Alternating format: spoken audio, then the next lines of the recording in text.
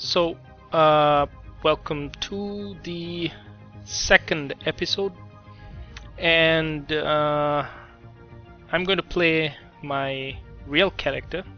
That's the guy with the grey eyes. Well, I suppose weird-looking eyes.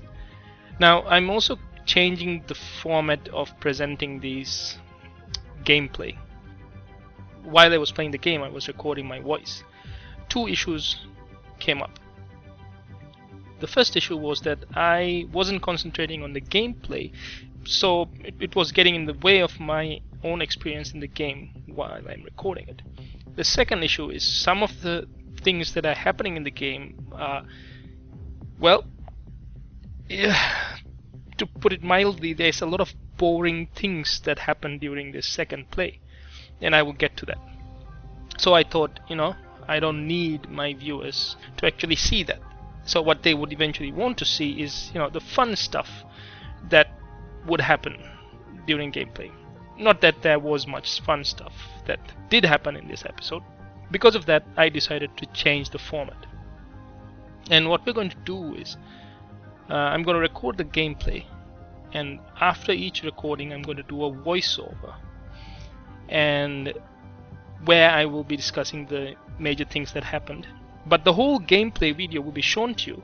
It's just that some parts of it will be accelerated and some parts won't.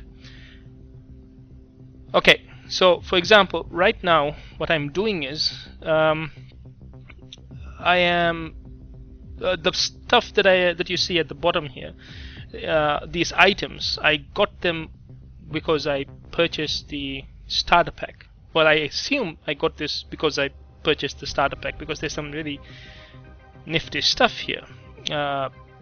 Later on during the gameplay, I find out that some of this stuff are expensive. I mean, they cost quite a bit of money. I suppose I could sell them for quite a bit of money if I want to make some more money.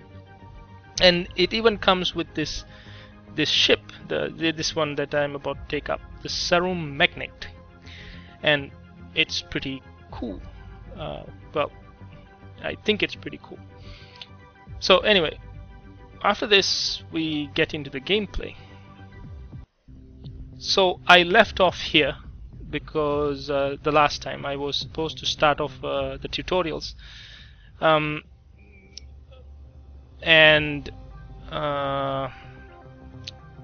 I go through a lot of this stuff, and there is a lot of things I need to read about, and there is this information, an email. There's an email system as well in the game, which seems to be sending me, emails. And this particular email informs me that I have been given a spacecraft for free. And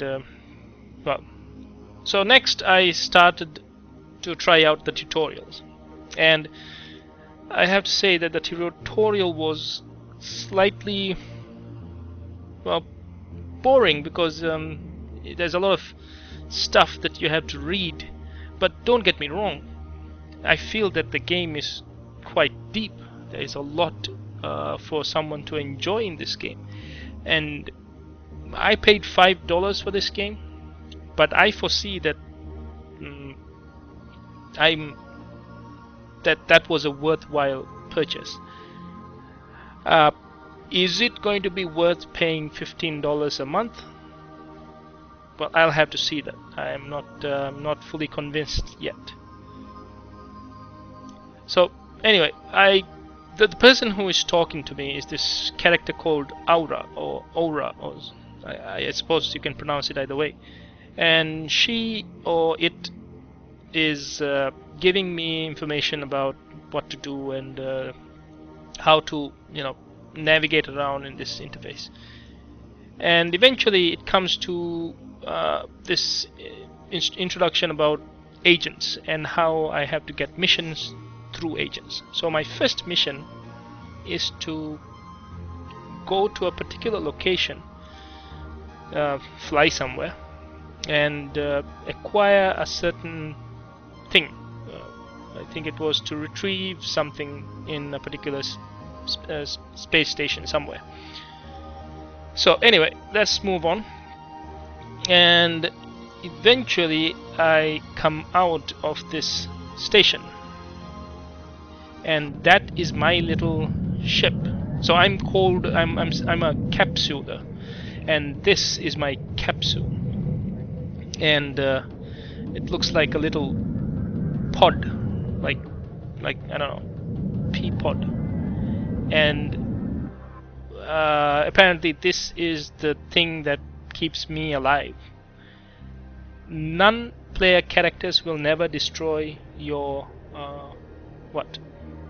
your capsule, I believe, but players, as in other players, could attack your capsule if they wanted to.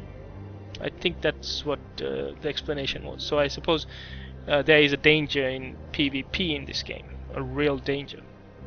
But of course, you still come back to life. Apparently, you get yourself a clone, and then you will survive or something. But I haven't yet gotten to that part. There was a mention about it. So anyway, the next thing that I did was to jump to that location. I believe it was warp to that location, and this was quite neat.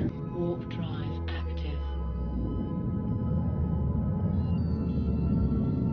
This is a pretty neat effect, and it's an online game. I didn't really expect this. I assumed that there'll be a load time when you're jumping to far away distances, but it gives you the illusion that there is no load.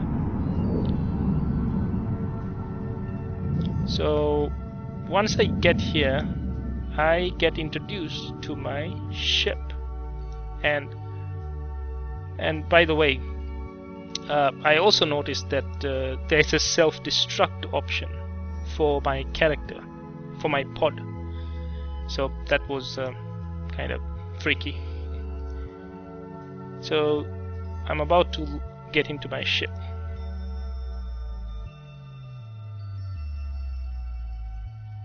Now take a look at that. That's my first ship.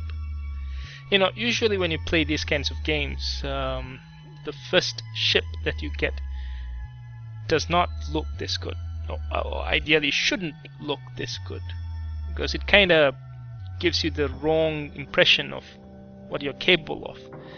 This ship makes me think that I can do anything I want in this game because it looks so, you know, amazing. It looks destructive and, I don't know, like as if it can really do some mean damage. But I doubt it, because apparently this is a free ship, and every capsuler gets one of these ships for free. So next I had to jump to another location after acquiring my ship, and then I was introduced to some neat music. Warp drive active.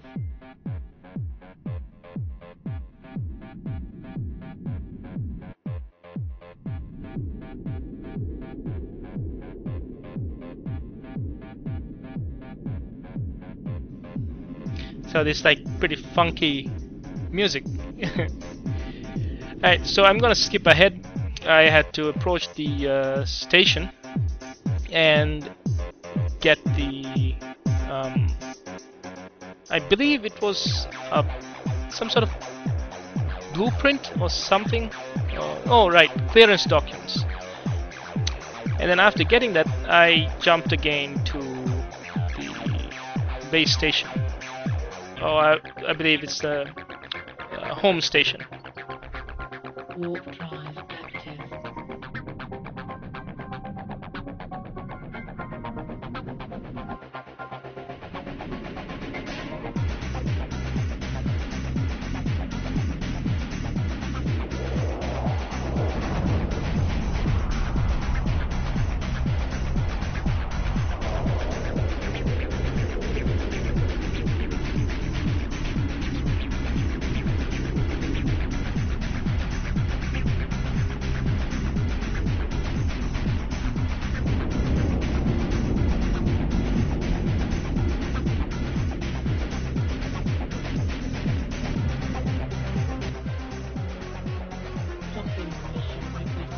And when I hand over the mission or complete it, I get a brand new reward, and it's called a shield operation.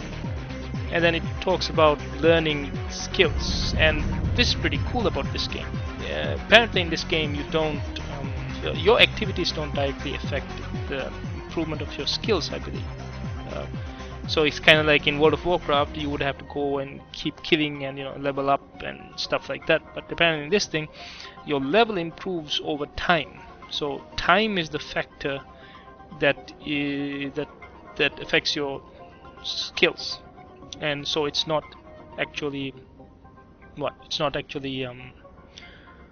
how much time you spend going around killing ships and mining. I suppose all that is not the actual thing that affects your skill levels. But that's from what I understand right now. I might be wrong, because I believe that should also affect your skill levels.